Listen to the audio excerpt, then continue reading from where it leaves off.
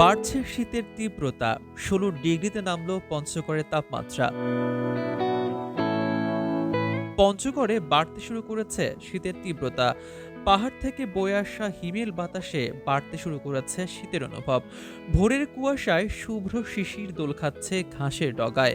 আগের থেকে তাপমাত্রা নেমে বাড়ছে শীতের অনুভব। রোববার ভোর ৬টায় ১৬ ডিগ্রি সেলসিয়াস তাপমাত্রা রেকর্ড করেছে প্রথম শ্রেণীর তেঁতুলিয়া আবহাওয়া অফিস।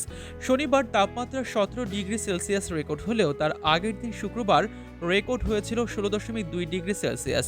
সকালে আবহাওয়ার তথ্যটি জানিয়েছেন তেঁতুলিয়া আবহাওয়া পর্যবেক্ষণাগারের ভারপ্রাপ্ত কর্মকর্তা রাসেল শাহ। বিভিন্ন এলাকা ঘুরে দেখা যায় গতকালের তুলনায় ঘন কুয়াশা না থাকলেও শীতের মাত্রাটা বেড়েছে কিছুটা। দিনমজুর, পাথর ও চা শ্রমিক, ভ্যান চালক কাজে বেরিয়েছেন সকাল সকাল। নবান্নের ধানে খেতে ছুটছেন কৃষকরা। ধান কাটা ও মাড়াই নিয়ে ব্যস্ত সময় পার করছেন ঘরের কৃষানীরাও। তবে বেড়েছে শীতজনিত বিভিন্ন রোগ ব্যাধি। পঞ্চগড় আধুনিক সদর হাসপাতাল সহ বিভিন্ন স্বাস্থ্যকেন্দ্র শিশু ও বয়স্করা সর্দি, কাশি, নিউমোনিয়া ও ডায়রিয়ায় আক্রান্ত হয়ে চিকিৎসা নিচ্ছেন।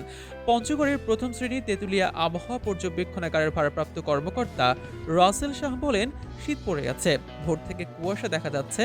রোববার ভোর ৬টায় তাপমাত্রা রেকর্ড হয়েছে ১৬ ডিগ্রি সেলসিয়াস। এর আগের দিন শনিবার রেকর্ড হয়েছিল ১৭ ডিগ্রি সেলসিয়াস। এখন দিন যত যাবে তাপমাত্রা কমতে শুরু করবে।